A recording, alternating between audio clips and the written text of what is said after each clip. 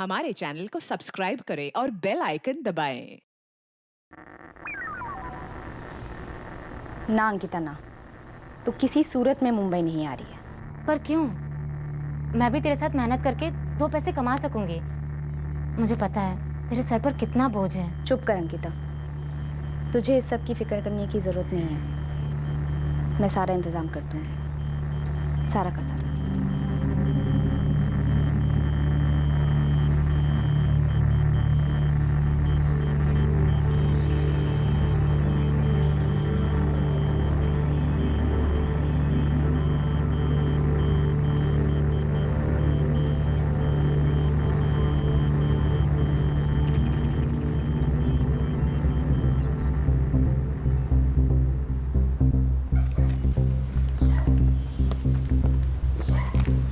मुझे मेरे 75,000 आज ही चाहिए। वो सब मैं नहीं जानती, मुझे मेरे पैसे चाहिए बस। मैं आज ही आ रही हूँ लेने।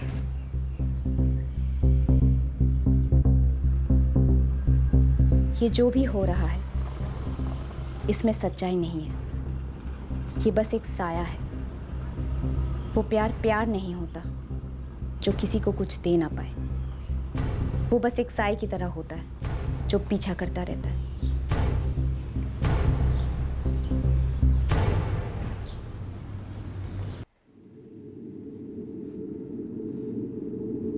साहब, मैंने भरी बोरी देखी, मन में लालच आया, सोचा भंगार होगा तो बेचूंगा, ज़्यादा पैसा मिलेगा, इसलिए मैं बोरी की तरफ बढ़ा।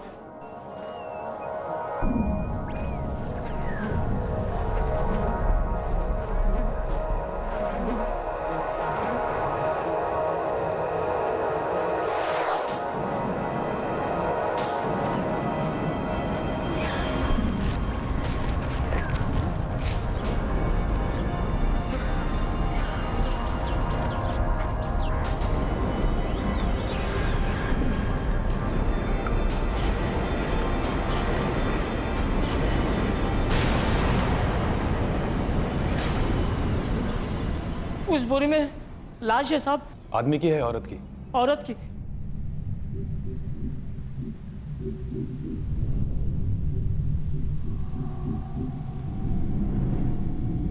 वो देखो साहब।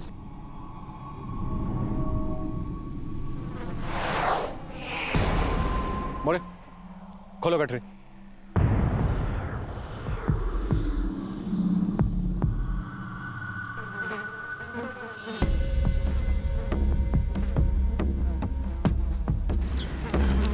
जवान औरत की लाश पर पुलिस को कोई आइडेंटिफिकेशन नहीं मिला।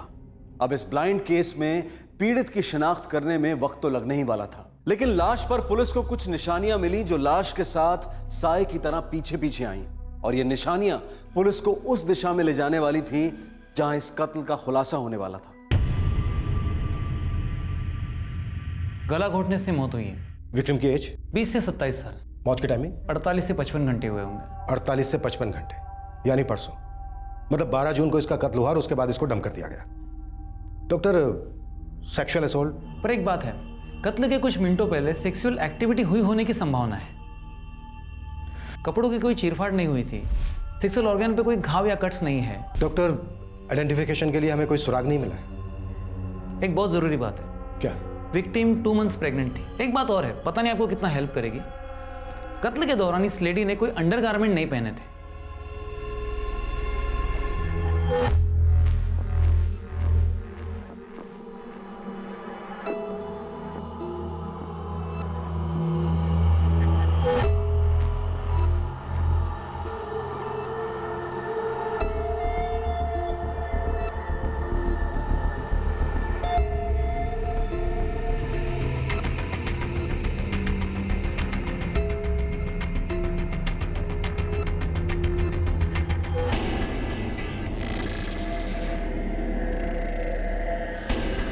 लाश को मिले 3 दिन हो गए सर, अभी तक खाता नहीं खुला। सारी मिसिंग कंप्लेंट छान मारी? हाँ सर, कुलाबा से लेकर विरार तक, CST से लेकर कल्याण, करजत, कहीं से कुछ नहीं मिला सर। 20 से 27 साल की लड़की थी और 2 महीने की प्रेग्नेंट थी। कत्ल के दौरान इस लेडी ने कोई अंडरगारमेंट नहीं पहने थे। भोसले, पता नहीं ये बात हमारी कितने काम आएगी, पर डॉक्टर ने कहा था कि लड़की ने अंडरगारमेंट्स नहीं पहने थे। सर विक्टिम के कैरेक्टर पर मैं उंगली नहीं उठा रहा हूं, पर अक्सर मुंबई में प्रोस्टिट्यूट्स अंडरगारमेंट्स नहीं पहनती। आई मीन आप समझ रहे हैं ना सर? चलो एक पॉसिबिलिटी तो मिली। भोसले इसी दिशा में जांच शुरू करते हैं। लाश ने अपने आप एक सुराग, एक निशानी दे दी थी और यह सुराग लाश की शिनाख्त में अहम साबित हुआ। साहब एक बार डांसर है पहचान की, मालती। मैंने उसको डेड बॉडी की फोटो दिखाई। अरे मैंने तो ऐसी गुगली मार दी साहब और हाथ में विकेट आ गया। ये मालती बार डांसर, क्या वो विक्टिम को जानती थी? नहीं साहब, वो उसको जानती तो नहीं थी, लेकिन मालती बोली कि उसने देखा है पहले उसे। मैं अक्षरा बार में वेट्रेस हूँ सर। इसे देखा कभी अक्षरा बार में? नहीं सर, मुलुंड में होटल रेड प्लाजा है, वहां देखा।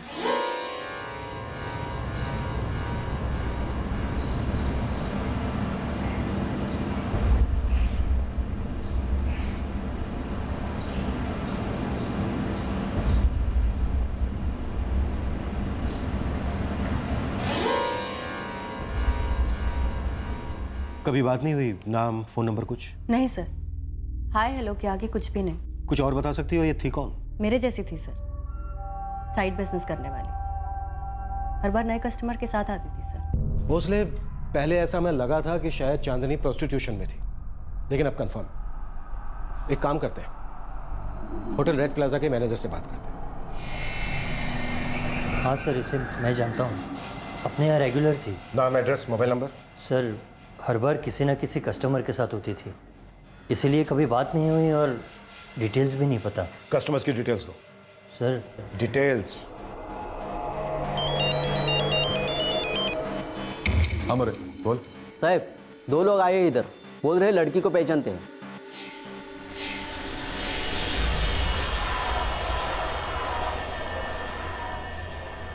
राजस्थान से हैं सर। लेकिन है कौन?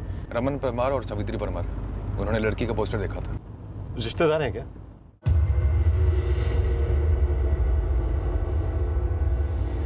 हम चाली से निकल ही रहे थे साहब, तब हमने वो तस्वीर देखी। साहब मन ये लागो है कि ये हमारी ही छोरी है, चांदनी परमार। 9 जून को आखिरी बात हुई थी साहब चांदनी से। मैंने उसे बताया कि हम लोग मुंबई आ रहे हैं। जब यहाँ घर पहुँचे तो तालो लगो थे साहब, 3 दिनों से लगो है तालो। हम तो हताश होकर अपने गांव जा रहे थे साहब, राजस्थान। तभी जो हमारी लुगाई है, चांदनी की माई, इसकी नज़र उस तस्वीर पे पड़ी और फिर हम लोग यहाँ चले आए साहब। भोसले शराब करवा।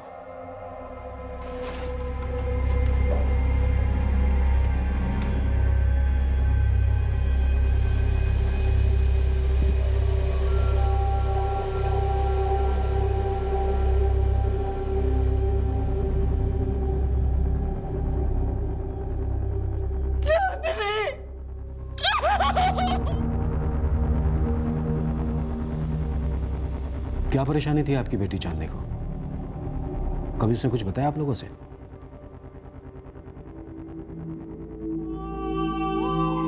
माँ भी आ रही है क्या बापू? हाँ हाँ, तेरी माई ही तो आने की जिद कर रही है। वैसे तू कैसी है? अच्छी हूँ। आप लोग आओगे तो कुछ दिन और अच्छी रहूंगी। अंकिता, तू सब कुछ संभाल तो लेगी ना यहाँ अकेले? मैंने आप बच्ची ना समझो बापू, और आप और माई मारी फिक्र करना छोड़ दो। रे बावड़ी, तू बच्ची ना है, तभी तो फिक्र करते हैं।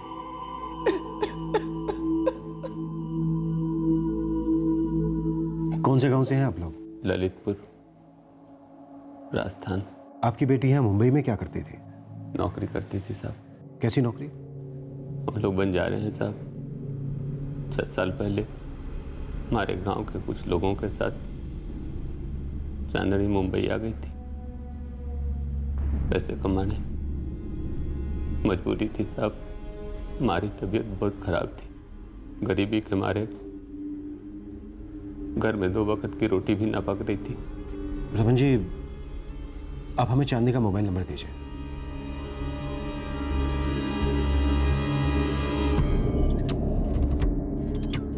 इस नंबर के सारे डिटेल मुझे तुरंत चाहिए, तुरंत मतलब अभी के अभी। साहब चांदनी ने तो हमें कभी कुछ ना बताया कि उसे क्या तकलीफ थी। हमें ना है पता साहब।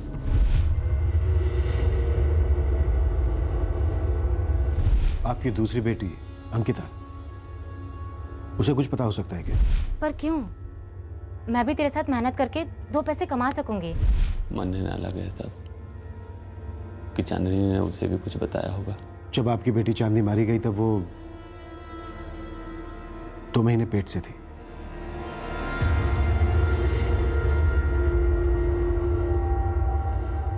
रमन जी, सावित्री जी, जब तक हमारे हाथ कोई सुराग नहीं लग जाता तब तक आप लोग मुंबई में ही रहिए, और कल दोपहर तक आपकी बेटी चांदनी का शव आप लोगों को सौंप दिया जाएगा।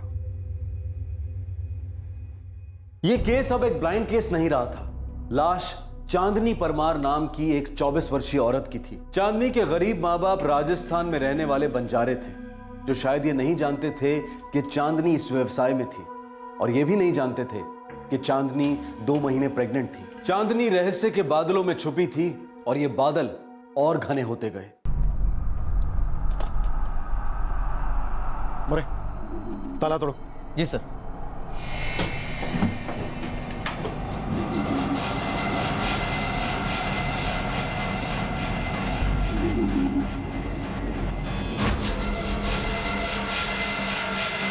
नहीं सर, मैं किसी चांदनी परमार को नहीं जानता। लेकिन तुम्हारे फोन रिकॉर्ड तो कहते हैं कि तुम चांदनी को अच्छी तरह से जानते हो। कम से कम 20 से 1 बार फोन कॉल हुए हैं तुम्हारे और चांदनी के बीच। ये तो प्रियंका है क्या? और इससे पहले इसने कभी अपना नाम चांदनी परमार नहीं बताया। ये हमेशा अपने आप को प्रियंका बताती थी। और हाँ सर, इसके साथ कई बार मैं बैठा हूँ। अच्छा, चांदनी था उसका नाम? मैंने तो कभी पूछा नहीं, और वो मुझसे कभी बात भी नहीं करती थी। कोई तो होगा जिससे वो बात करती होगी। पता नहीं साहब, वैसे तो वो 6 साल से यहाँ रहती थी, पर अपने में खोई रहती थी, किसी से घुलती मिलती नहीं थी। बरोबर है साहब, ये प्रियंका है, ये धंधा करती है। मैं खुद इसके साथ गया है 3-4 बार होटल रेड प्लाजा में। क्या? ये क्या कह रहे हो बापू?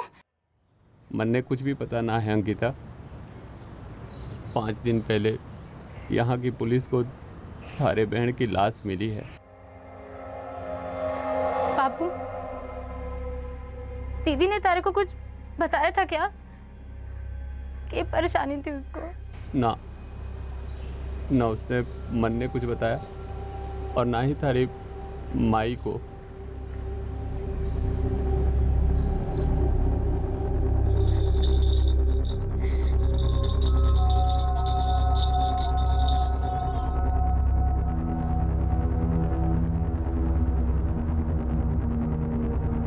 भोसले, पूरे मोहल्ले में कोई भी इसके बारे में कुछ भी नहीं जानता कि चांदनी और प्रियंका अपने आप में ही रहती थी। सर, मैंने फोन रिकॉर्ड में से कम दर्जन भर लोगों से बात की।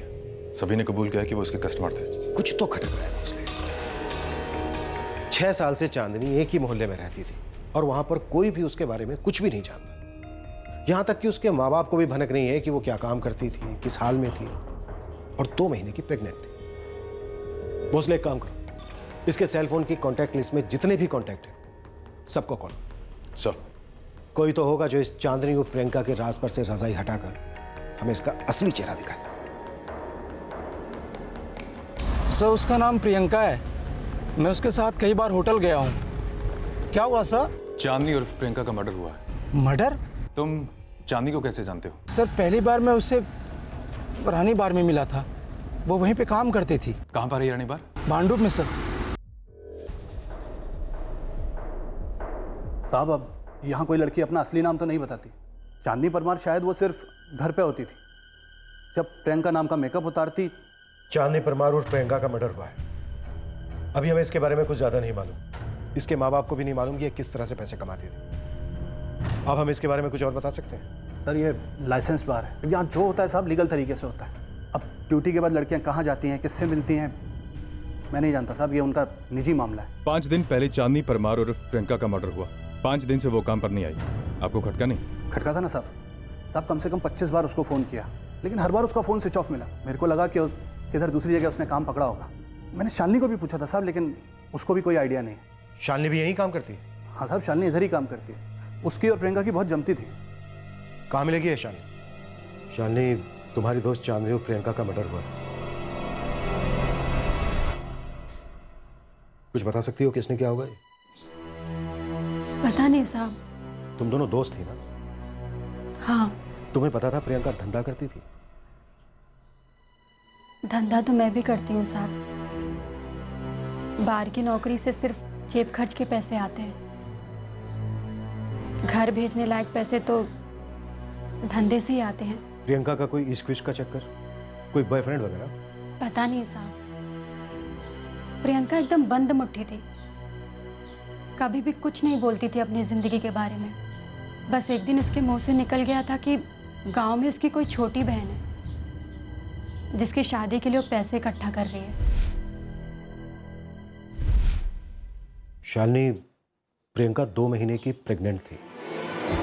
क्या साहब, ये बात तो उसने कभी भी नहीं बताई। लेकिन हाँ साहब, वो हमेशा उदास रहती थी, कभी किसी से कुछ भी नहीं कहती थी। पक्का उसका कोई बॉयफ्रेंड नहीं था? कस्टमर तो कई थे, बॉयफ्रेंड था कि नहीं वो मालूम नहीं साहब।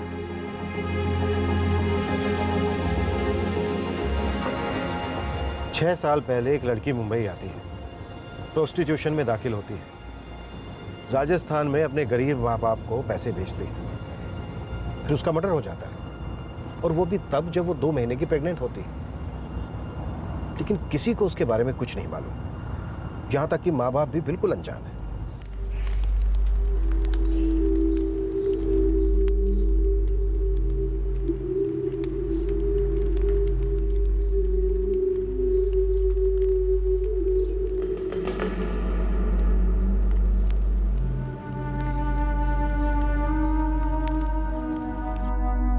भोसले, हो सकता है इसके माँ बाप को जानते हो, लेकिन हमें बताना नहीं चाहते। सर, ये रमन और सावित्री परमार चांदनी से मिलने मुंबई आए और उसी वक्त चांदनी का कत्ल हुआ जब चांदनी प्रेग्नेंट थी।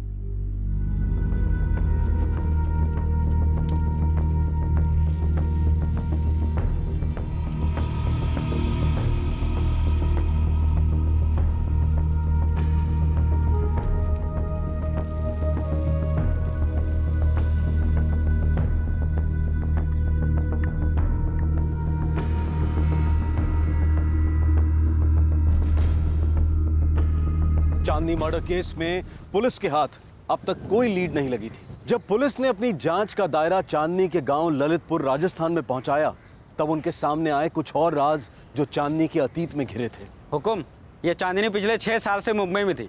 इसकी एक छोटी बहन है अंकिता, जिसका लगन तय हो गया है। वेल जी, चांदनी के माँ बाप यहीं पर हैं और हमें सब कुछ बता चुके हैं। तुम हमें वो बताओ जो वो लोग नहीं जानते या हमें बताना नहीं चाहते। हुकुम, परमार के घर एक 2 साल की बच्ची है, पर वो अंकिता की तो ना है। तो फिर किसकी है वेल जी? किसी को नहीं पता हुकुम। मन्ने ना पता साहब, वो बच्ची किसकी है। पिछले 2 साल से तुम दोनों और अंकिता मिलकर एक बच्चे की परवरिश कर रहे हो और हमसे कहते हो कि तुम्हें यह नहीं मालूम वो बच्ची किसकी है। रमन, अब वक्त आ गया, जो भी सच है हमें वो बताओ।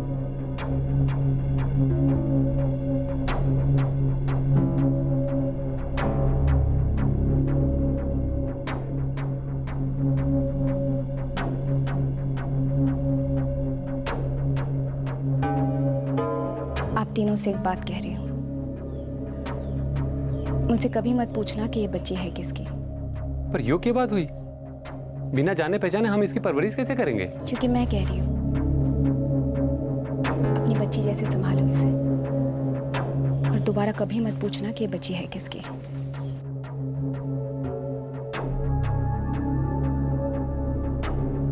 तुम्हारी बेटी तुम्हारे पास एक बच्ची छोड़कर जाती है परवरिश के लिए, और तुम उससे पूछते तक नहीं कि वो बच्ची किसकी है। रमन परमार, तुमने ये कैसे सोच लिया कि हम तुम्हारी इस बात पर विश्वास कर लेंगे? किस मुंह से पूछता साहब? चांदनी से। बीमारी ने मन ने मजबूर कर दिया था चोरी के कमाई पे जीने के लिए। बाप होने का हक ही खो दिया तो मैंने 6 साल पहले। चांदनी को मुंबई ही ना भेजना था साहब। आधी रोटी खाते, भूखों मरते। लेकिन ये मुंबई तो हम सबको जीते जी मार गए साहब। बापू, गांव के दूसरे लोग भी जा रहे हैं मुंबई में, छोरिया भी है। मैं कुछ काम ढूंढ लूंगी, अच्छे पैसे कमा कर भेजूंगी बापू आपको। लेकिन छोरी, इतने बड़े शहर में तू अकेली वहाँ क्या काम करेगी? माई कहते हैं मुंबई में सबके लिए काम होता है। नहीं चांदनी, तू कटे न जाएगी, मैं जल्दी ठीक हो जाऊंगा। बापू 4 महीने से तो आप ठीक ना हुए हो, और होंगे कैसे ठीक? इलाज के लिए पैसे ही नहीं है हमारे पास। बापू मैं अच्छे पैसे कमा कर भेजूंगी आपको। चांदनी, तन्ने अकेले भेजने को मेरा दिल नहीं मानता। बापू अगर मेरी जगह थारा कोई बेटा होता तो आप भेज देना उसे। बापू मैं अंकिता से बड़ी हूं, घर चलाने की जिम्मेदारी मेरी है। अब मान भी जाओ बापू। ए माय, समझाओ ना बापू को। बापू हाथ जोड़ती हूँ। हमारी तबीयत कभी ठीक ही न हुई साहब। चांदनी पैसे कमा कमा कर भेजने लगी, हर महीने थोड़ा ज्यादा। कभी सोचा नहीं, कभी उससे पूछा नहीं कि वो ऐसा भी क्या काम करती है? शर्म से पानी पानी हो गए साहब जब पता चलो। मतलब तुम जानते थे चांदनी क्या काम करती है?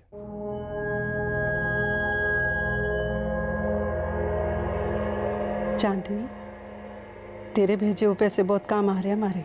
माई बस तू बच्ची का ख्याल रख, और बापू का इलाज कभी मत रोकना। छोरी, शर्म से गर्दन झुकती है हमारी। थारे हाथ पीले करने के बजाय थारी कमाई पे जी रही हैं। माई तू बस अंकिता की ब्याह का सोच। मेरा ब्याह तो अब होने से रहा। क्यों? ऐसा क्यों कह रही है? मुझसे अब कौन ब्याह करेगा माई? क्यों? क्या कमी है थारे में? पूछ मत माई, ये शहर है ही बड़ा खराब। खराब है तो वहाँ 1 साल से क्या कर रही है? पता है, थारी बहन अंकिता भी थारे पास आकर तारा हाथ बटाने की बात कर रही है। कभी नहीं माई, कभी नहीं। चांदनी, ओ चांदनी, तो वहाँ कोई गलत काम तो ना कर रही है ना? चांदनी, जवाब दे हमारी बात का। गलत तो सिर्फ पहले 2-4 बार लगा था, अब सही सिर्फ पैसा लगता है, बाकी कुछ सोचती तक नहीं।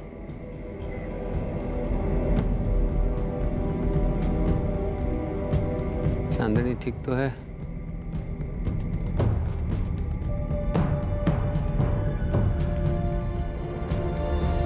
चांदनी कमाई क्या हुआ तन्ने? चांदनी में इतनी ईमानदारी तो थी साहब कि उसने अपने माई को अपनी असलियत बताने की हिम्मत जुटाई, पर मारी हिम्मत और मारा ईमान दोनों को बीमारी मार गई साहब। सुनकर मैं अंदर से चूर चूर हो गया था साहब, पर मैंने उसे रोका नहीं। हमारा स्वार्थ हमारे ऊपर हावी हो गया था साहब। वो घर चला रही थी, पैसे आने रुक जाते तो हमारा क्या होता। आदत हो गई थी साहब उसके पैसों की, आदत हो गई थी। हम जानते थे साहब कि वो यहाँ क्या काम करती थी। हम यो भी जानते थे कि वो अंकिता को यहाँ क्यों नहीं बुलाना चाहती थी। चांदनी ने जो बच्चा दिया था तुम्हें परवरिश करने के लिए, तुम सच में उस बच्चे के बारे में कुछ नहीं जानते? नहीं साहब। और उसके होने वाले बच्चे के बारे में? नहीं। 9 जून को बात हुई थी हमारी चांदनी से। उसने बताया कि अंकिता के ब्याह के सारे पैसे इकट्ठे हो गए हैं, पर वो गांव ना आ सके हैं पहुंचाने को। तो तुम दोनों यहाँ पैसे लेने आए थे? हाँ साहब, पर सपने में भी ना सोचा था कि वो पेट से है या फिर उसका कत्ल होने वाला है। दुर्जन सबाबत कौन है? ये वही है ना जिससे चांदनी की शादी तय हुई थी?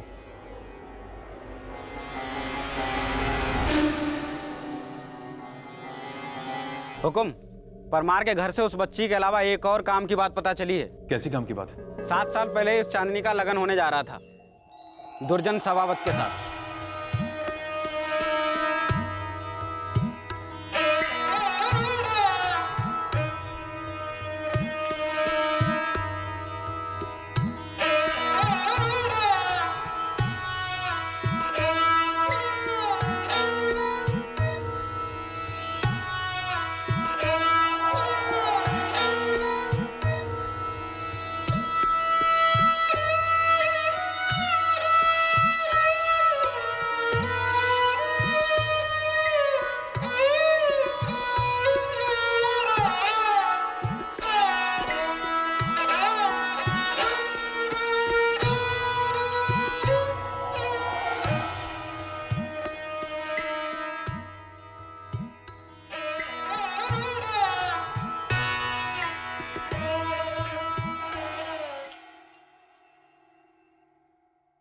वो शादी नहीं सगाई थी साहब। 1 साल चांदनी दुर्जन के घर रहकर वापस अपने बापू रमन के घर लौटी। सगाई के बाद चांदनी 1 साल दुर्जन के घर रही, पर शादी नहीं हुई। हाँ हुकुम, शादी टूट गई। हाँ साहब, चांदनी की सगाई हुई तो थी दुर्जन सवावत के साथ, पर वो तो 7 साल पहले की बात है। उसे आज से क्या मतलब? रमन परमार, चांदनी का कत्ल हुआ है और कातिल को ढूंढने के लिए मैं 7 साल पहले तो क्या 7 पीढ़ियां पीछे भी जा सकता हूँ। पर दुर्जन सवावत तो 1 साल बाद ही चांदनी की जिंदगी से चले गए। तो क्यों? सुन भाई कमलेश, सौदा 1.5 का पक्का हुआ था, उसमें मैं 1 फुट की कौड़ी भी कम ना करूंगा। लेकिन रमन भाई, बात तो ठीक है थारी, और फिर हमने भी तो सामने से 50 दिए थे ना। अब हमारी ताकत ही नहीं है तो क्या करें? क्या करेंगे? क्या मतलब? ये तो सीधा सीधा धोखा है ना। यो धोखा ना है, सच्चाई ये है हमारा बुरा वक्त चाले है। पर अच्छी बात यह है कि 1 साल में आपकी चांदनी हम सबके साथ खूब घुल मिल गई है और दुर्जन और चांदनी में भी खूब जमे हैं। रमन भाई साहब, अब मान भी जाओ। अरे सवाल ही नहीं उठता। मैं अपनी छोरी के लिए दूसरा दूल्हा ढूंढूंगा या फिर बिन ब्याह है सारे जीवन घर में बैठा के रखूंगा। लेकिन एक बात तो तय है कि अब हमारी छोरी तेरे बहन के घर में नहीं जाएगी। लेकिन भाई साहब, बिरादरी में बात फैल जाएगी। तो ये बात भी तो फैलेगी कि सगाई के वक्त इन्होंने 1.5 लाख का सौदा किया, 1 साल तक बिटिया को बैठा के घर में रखा और अब शादी के वक्त मुकर रहे हैं। ना भाई ना, मैं ये सगाई अभी के अभी तोड़ रहा हूं। और एक बात और काट खोल के सुन लो, मैं अपनी छोरी की शादी इस दुर्जन के साथ तो कभी न करूंगा।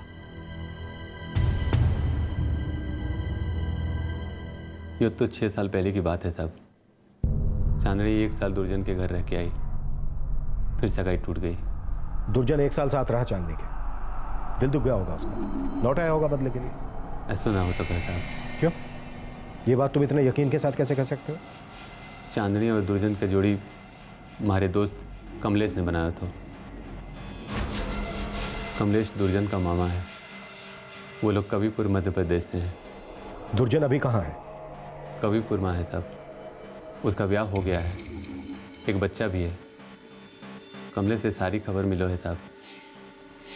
तुम हमसे और कौन कौन सी बातें छिपा रहे हो रमन परमार? चांदनी 2 महीने के पेट से थी और कौन था उसकी जिंदगी में?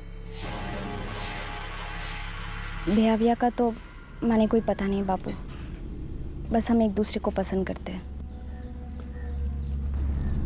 है कौन वो छोरो? रवि जोशी नाम है उसका, मुंबई का ही रहने वाला है। अभी बता रहे हो रवि जोशी के बारे में, और हमसे क्या क्या छुपा रहे हो रमन परमार? हाँ, तुम्हारे घर में जो बच्ची है वो रवि जोशी की है ना? नहीं साहब, मन ने ना पता। मैं उस रवि से एक ही बार मिला था, जब चांदनी से पहली बार मिलने मुंबई आया था। रहता कहाँ है रवि जोशी और करता क्या है? वो तो मैंने ना पता साहब, पर उसका मोबाइल नंबर है हमारे पास। मोबाइल नंबर दो।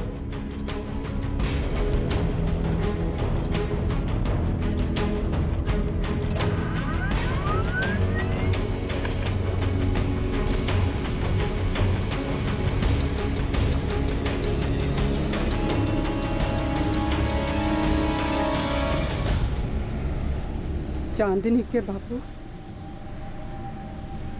क्या ऐसी कोई और बात है जो सिर्फ आप जानो और मैं नहीं? ना। वो बच्ची किसकी है? सावित्री, जितना तन्ने पता है उतना ही मन ने भी, और कुछ भी ना।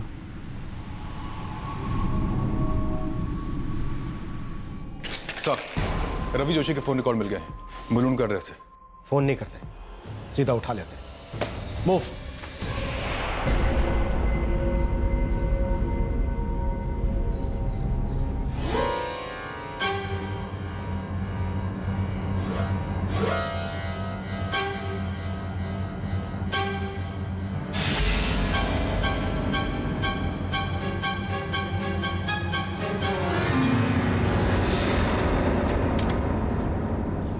हाँ साहब, ये दुर्जन सवावत ने 6 साल पहले चांदनी से सगाई तोड़ने के बाद शारदा से ब्याह कर लिया। एक छोटा बच्चा भी है 5 साल का, रोहित, और माँ बाप किशोर और वनीता सवावत सब साथ में ही रहते हैं। ये दुर्जन है क्या गांव में अभी? बाहर गया हुआ है काम से। पड़ोसियों से काफ़ी सारी बातचीत की है मैंने, खुश मालूम पड़ता है। आपके काम का नहीं है शायद ना? सर, ये दुर्जन का कोई कनेक्शन लगता नहीं। वो तो खुशी खुशी सेटल है कविपुर मध्य प्रदेश में बीवी बच्चे के साथ। अतीत के साए वर्तमान में अपना असली हाल कहाँ बयां करते हैं भोसले? गुजरे कल के मुखौटे ने अभी हमें सिर्फ एक झलक दी है।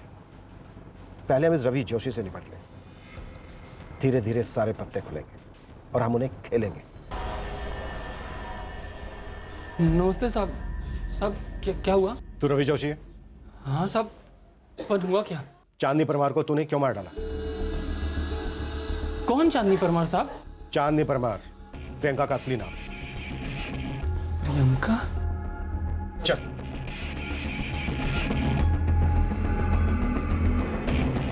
ज्योति, इसे भी उठा लो। साहब, मैं सच बोल रहा हूँ साहब। अभी जिस लड़की को आपने अंदर किया ना साहब, प्रियंका भी वैसे ही थी। Time pass. टाइम पास मतलब टाइम पास कर करके जब तू उससे बोर हो गया तो तूने उसे मार डाला, लाश फेंक दी उसकी। साहब, इतना मेंटल भी नहीं हूं मैं। तेरा उसके साथ अफेयर कब से चल रहा था रवि? अफेयर? अरे नहीं साहब, मैं तो उसके साथ बैठता था, फिर वो अपने को पसंद आने लगी थी। और जब तुझे पता चला कि वो तुझसे प्रेग्नेंट हो गई है तो तेरी पसंद नापसंद में बदल गई। प्रेग्नेंट? साहब क्या बोल रहे हैं आप लोग? मेरे को तो मालूम ही नहीं है कि वो प्रेग्नेंट थी। इतना तो मालूम है ना कि उसका मर्डर हो गया है।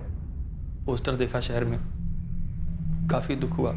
अगर तुझे सच में दुख होता ना तो तू सबसे पहले पुलिस स्टेशन में आता, कुछ पूछने, कुछ बताने। मैं जानबूझ के सुमड़ी में बैठा था क्योंकि मेरे को मालूम था अगर मैं सामने आया तो सारे थप्पड़ मेरे को ही पड़ेंगे। कोई बिना गलती के तुझे थप्पड़ क्यों मारेगा? हाँ साहब, मैं जानता था वो क्या काम करती थी। काफी लोगों के साथ उठना बैठना था उसका। शुरुआत में वो मेरे को पसंद आई थी, पर इतनी भी नहीं कि मैं उसको लेके सीरियस हो जाऊं। साहब, मैं सामने से बोलता हूँ, मैं उससे बोर हो गया था। साहब, मैं तो पिछले 4 महीने से उसके साथ एक भी बार नहीं बैठा। झूठ बोल रहा है तू रवि जोशी। वो तेरे से प्रेग्नेंट हो गई थी, तुझसे शादी की मांग करने लगी, या फिर बहुत सारे पैसे मांगे होंगे तुझसे, जिससे तू तंग हो गया और तूने मार डाला उसे। मुझे मेरे 75,000 आज ही चाहिए।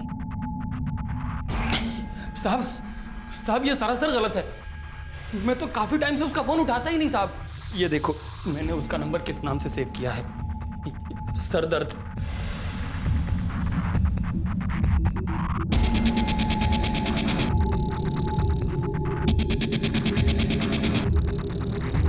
साहब, मैं काफी टाइम से उससे पीछा छुड़ाने को ट्राई कर रहा था। मैंने तो 4 महीना पहले से उसका फोन उठाना बंद कर दिया था, और 2 महीने से उसने भी मैसेज वगैरह सब बंद कर दिया। मेरे को लगा चलो बला टेली। साहब, प्रियंका की मौत से मेरा कोई लेना देना नहीं है, हाय शपथ।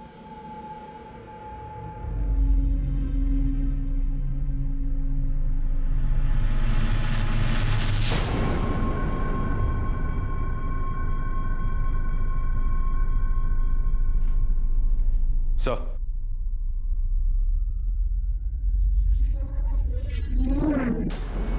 सर, जो नंबर इसने सरदार के नाम से सेव कर रखा था वो चांदनी के नंबर से अलग है। रवि जोशी, तेरा सर दर्द अब शुरू हो चुका है। तेरी चोरी पकड़ी गई। क्या मतलब साहब?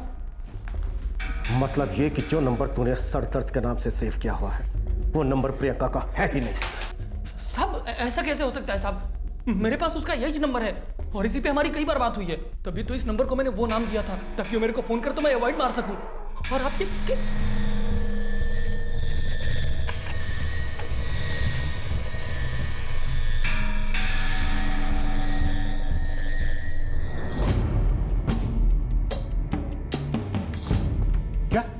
हाँ सर, ये नंबर, ये सरदर्द वाला जो रवि के हिसाब से चांदनी और प्रियंका का है, वो नंबर दुर्जन सबावत के नाम से रजिस्टर्ड है सर। दुर्जन सबावत मतलब सगाई टूटने के बाद भी इसका चांदनी के साथ कोई ना कोई रिश्ता जरूर रहा हो। सर 6 साल पहले टूटी थी सगाई टूटी, पर रिश्ता नहीं। सगाई के 1 साल में रिश्ता और मजबूत हुआ। दुर्जन सबावत अतीत की परछाई बनकर चांदनी का पीछा करता रहा, जो कभी छूटता नहीं। दुर्जन सबावत का नाम सामने आने से चांदनी परमार और प्रियंका के कत्ल का केस सर के बल उलट गया। दुर्जन चांदनी का 6 साल पुराना अतीत था, एक साया था बीते दिनों का जिसने चांदनी के वर्तमान में अपना चेहरा दिखाया था। लेकिन सगाई टूटने के 6 साल बाद भी इस रिश्ते की ऐसी कौन सी डोर थी जो अभी तक टूटी नहीं थी। दुर्जन और चांदनी एक ऐसी बिरादरी को बिलोंग करते थे जहां वर की फैमिली वधू की फैमिली को दहेज देती है।